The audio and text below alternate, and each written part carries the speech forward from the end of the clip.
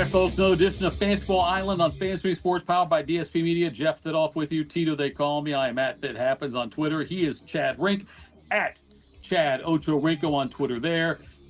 Make sure you download the app. It's free for Apple and Android users, so go check that out. You get all of we have new shows we're adding all the time, lots of live content, lots of great products we're putting out there, so make sure you check us out there. Fantasy Football season, baseball draft season is upon us. Chad and I are both super excited about this. We do some work for Fantasy Draft Proxies, fantasydraftproxies.com. You can go to them. You can see their logo down there in the lower right-hand corner of your screen. We help people out with their drafts, conduct drafts for people. We do all season long advice, and some teams we even run for other people. If you don't want to deal with it and just want some help from experts, by all means, check us out there. I've been doing this since 1980. Been doing fantasy football stuff ever since Brian Sipe was my first round draft pick. Chad, do you remember your first draft pick ever in fantasy football? In fantasy football, yeah, I did fantasy baseball and a little bit of fantasy basketball back in like 84, through the rest of the 80s. But our first real fantasy draft we did was in 92, 93. So my first pick was Thurman Thomas. Oh, there you go. And then I ended up getting Warren Moon in the second round. And we had my buddy did it where the first year and this is the league down in Cincinnati where this will be our 32nd year doing it. And the first year we did it, we had salaries for each guy. Right. And then he realized this is too much work for him. So we just went to a normal, regular, you pay the fee and it's just a snake draft. But yeah, the first one was it was funny because fantasy is still new. So yeah. The one guy, I'm gonna rat him out too, Tom Walters, who actually he's a pro, he's a golf pro, and he got in his first PGA Tour this year in the senior PGA Championship. He had a rough front nine on the first day, and then but it was too late at that point. But he had the first pick ever in that, and he took Morton Anderson. No. And we're all laughing at him, and he's like, kickers get the most points. I'm like, did you not read the rules? Yeah. And so he's, from this day, he still gets ragged on it for taking a kicker first overall in that league.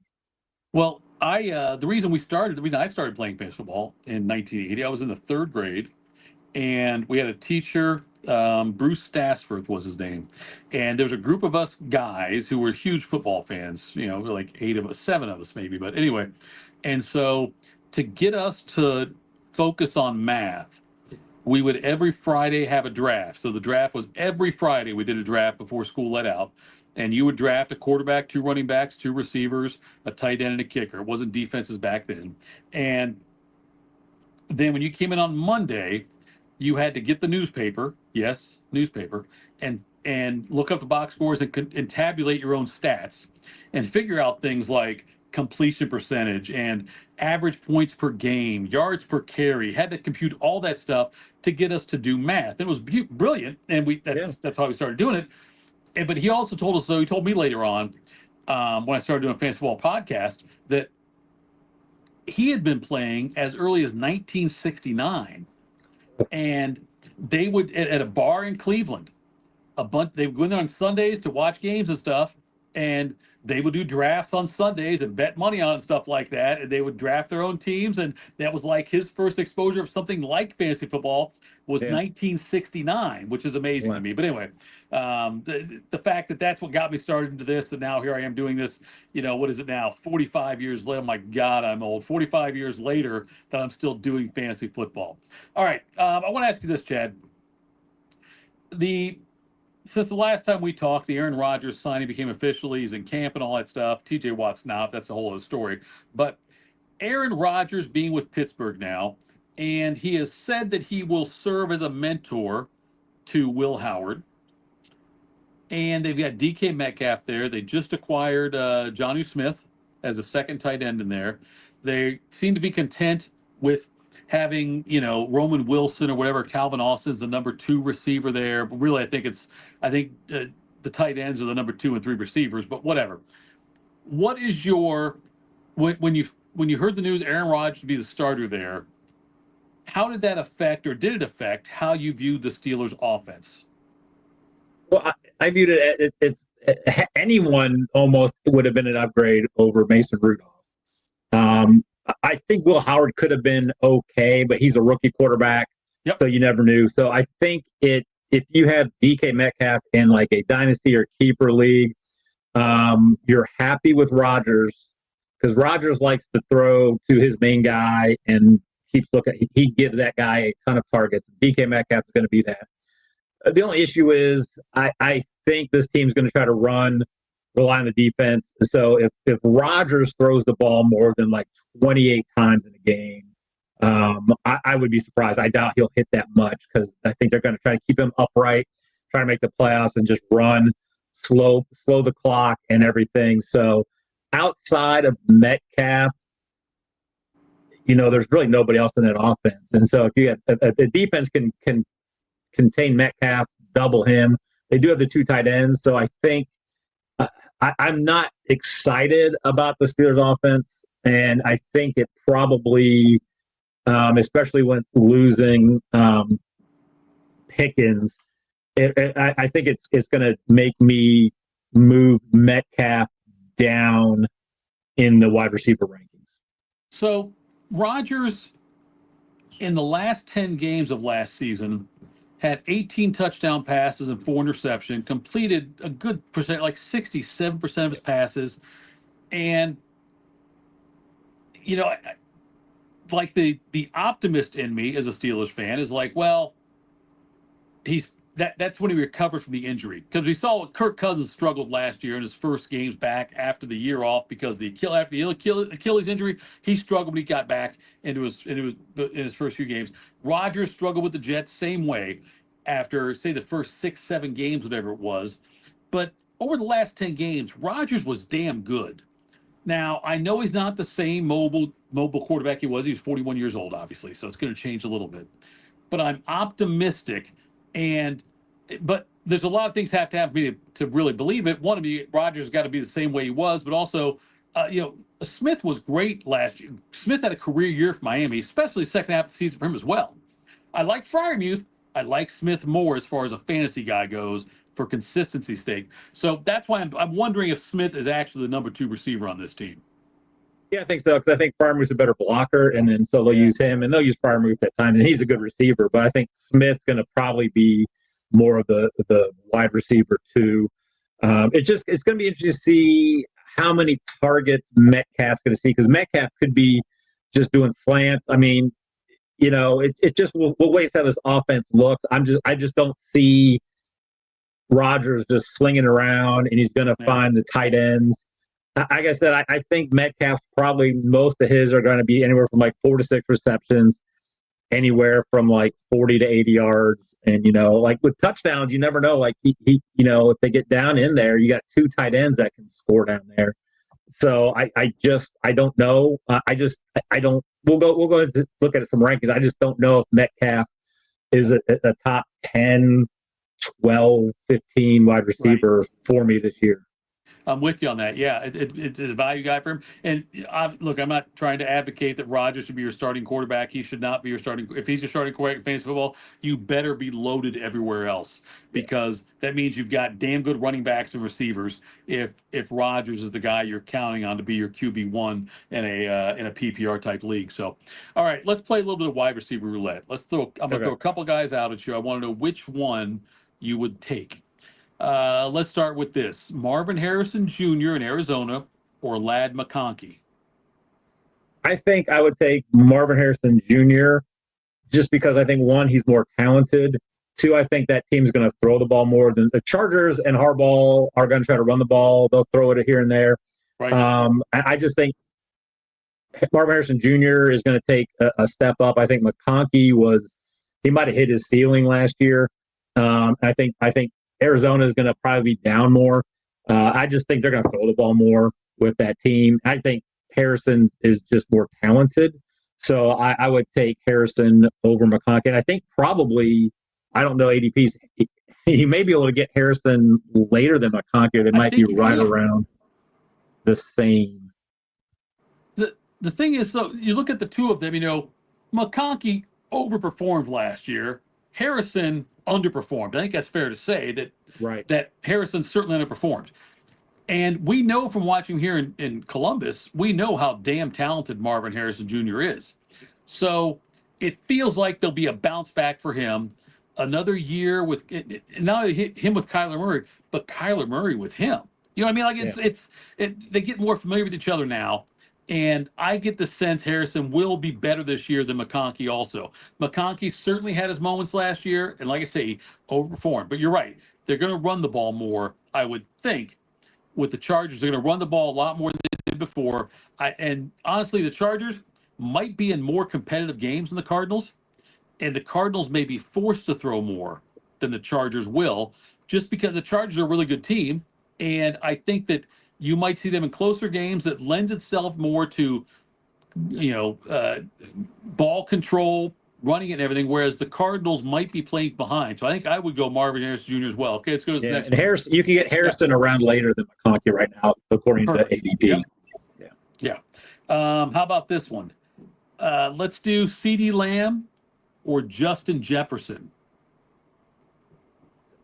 That's an interesting one because I mean, I think I would go Jefferson, even though you don't know what McCarthy's going to be like. You know, Dak's going to air it out, and Right. Lamb is just he is such a target hog, even with Pickens there.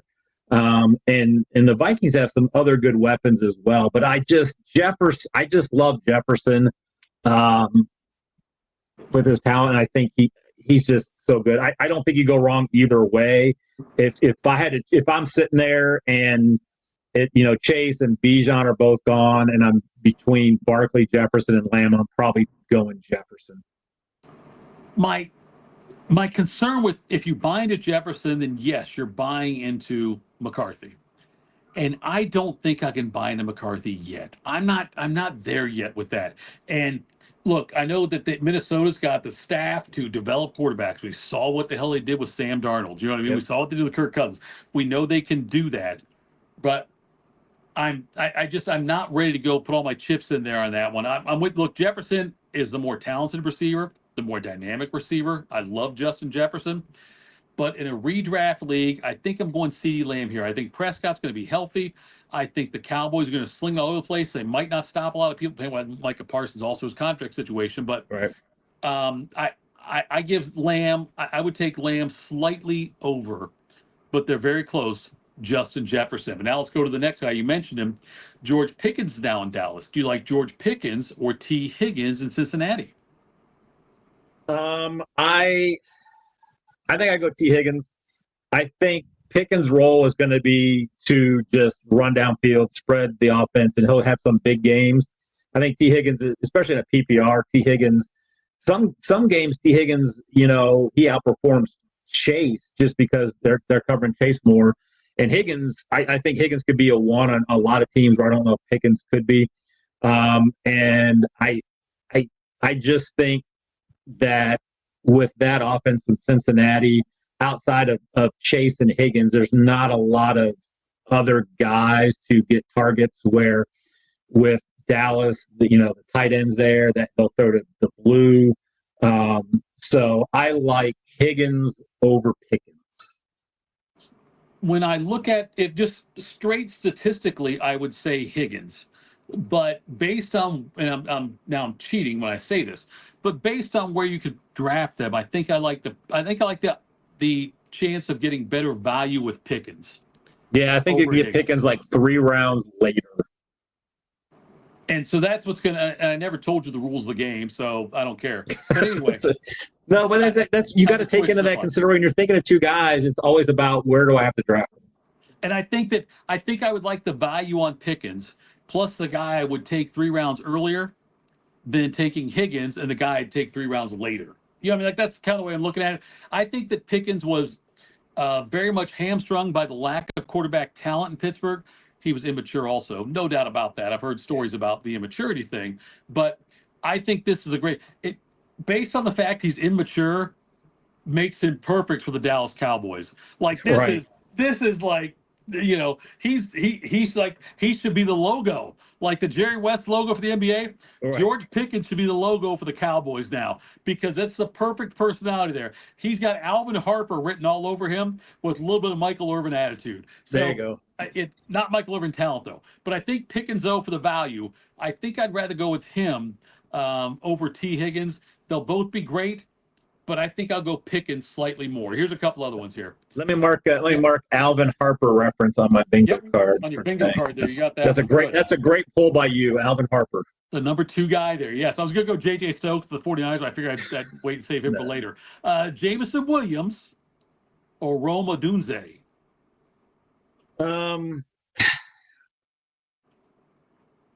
That is a tough one.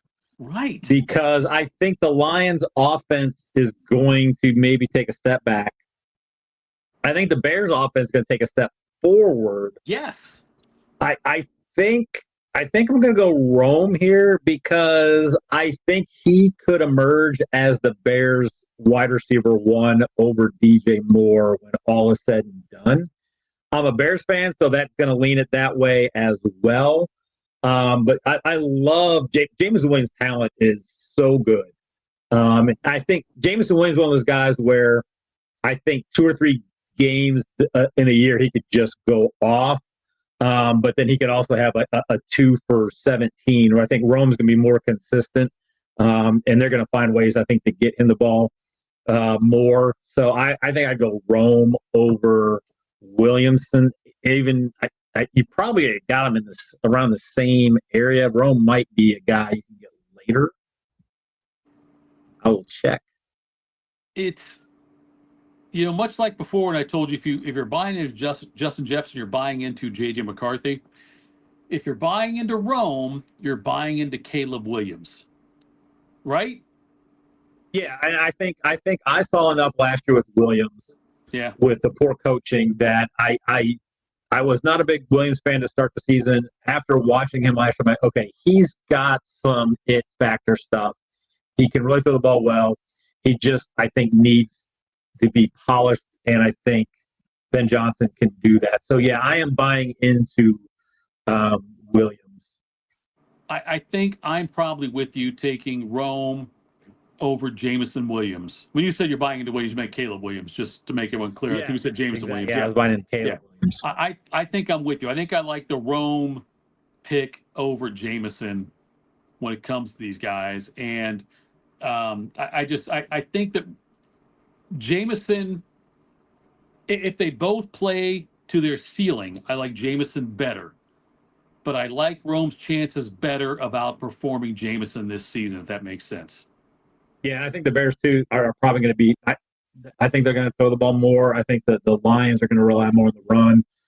So I think they have more opportunities as well. So Mike Evans or Garrett Wilson? It's Garrett Wilson. Easy. That was very quick for you. See, I think people like. Here's the thing: like Mike Evans has been so consistent. He's old.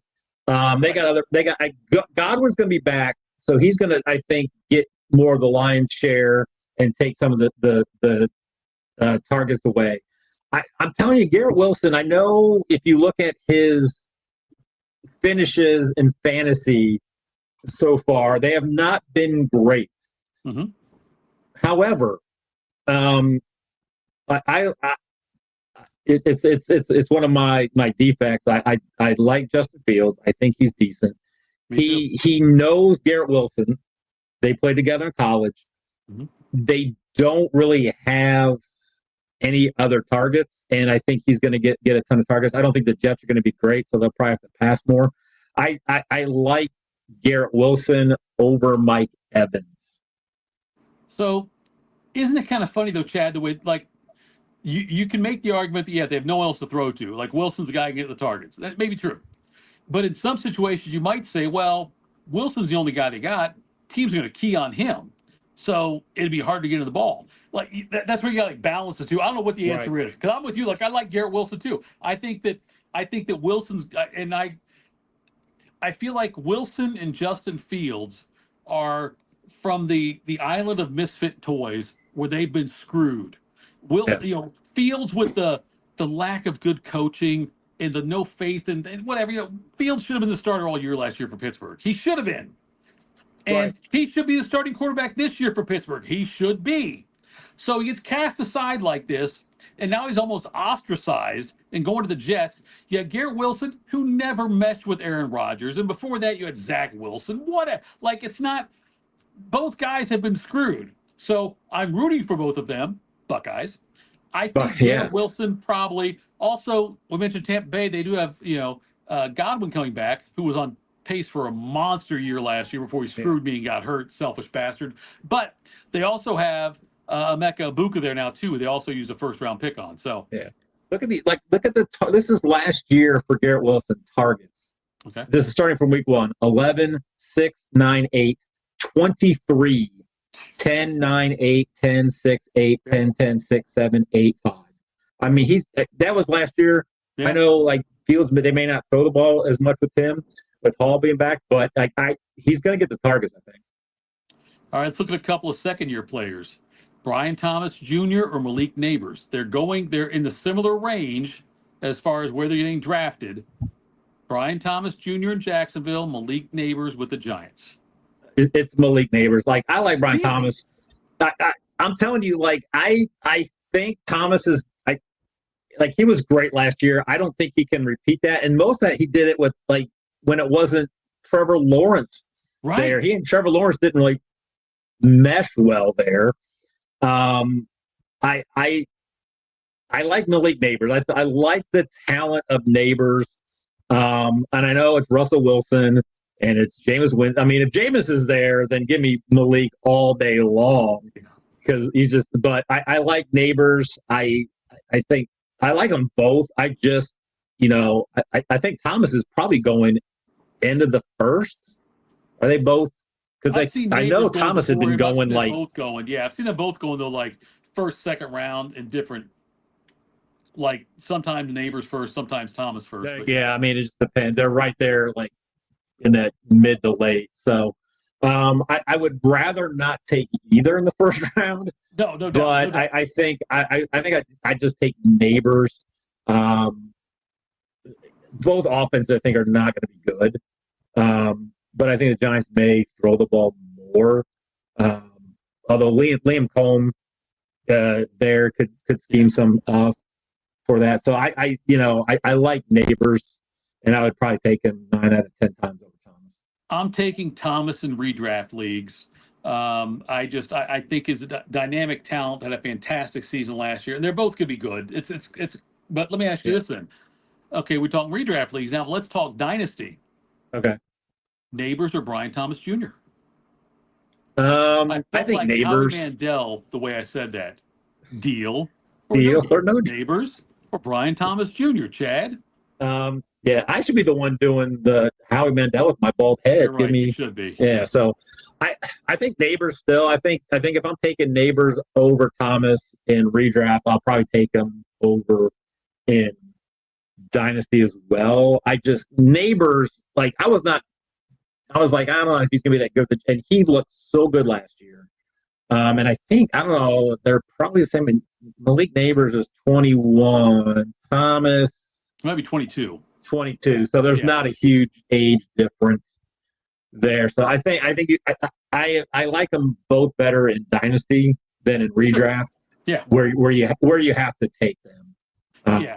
They'll get overdrafted in redraft leagues this year. Oh yeah, they are. They both are. So I'll probably have very little of them in any redraft. I would say if we're smart, we're probably not going to have either of them in anybody we draft, in any league we draft. As far as redraft leagues, I wouldn't think. Their name alone and the talk about how great they're going to be after their rookie seasons, all these comparisons to people that had, no one's had these kind of numbers since, as a rookie, whatever it is, that's going to come up again. And so people are going to overdraft him probably. All right, one more. We'll do this here. Jordan Addison or Cooper Kupp. We're talking redraft PPR leagues. Ugh. It's a tough one. That is a tough one. So I think they're probably going right around the same. I think I will go Cooper Cup. Well, you sound confident. Yeah, I do. I sound very confident on that.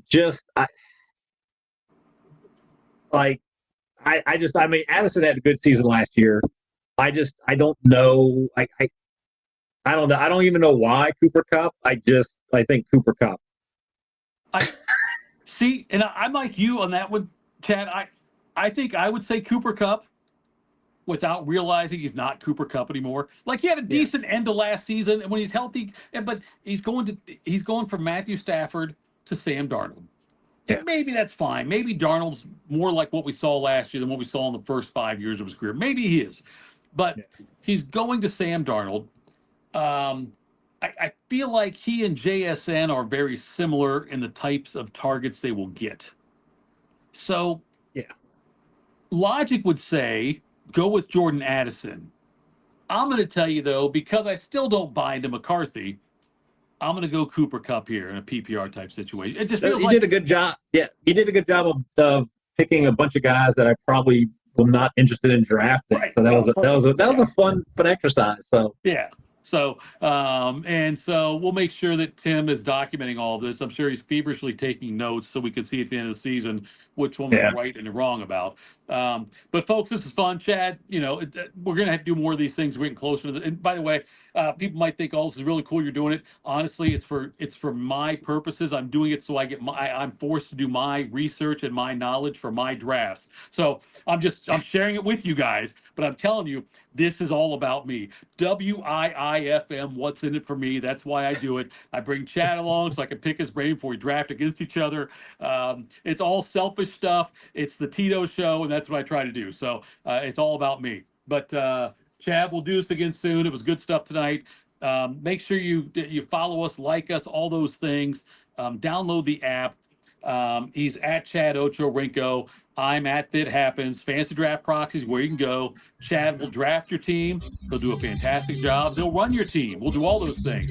Thanks so much. This has been Fantasy Football Island on DSP Media. Fantasy Sports, powered by DSP Media. Damn it, Tim, I got it right though, finally.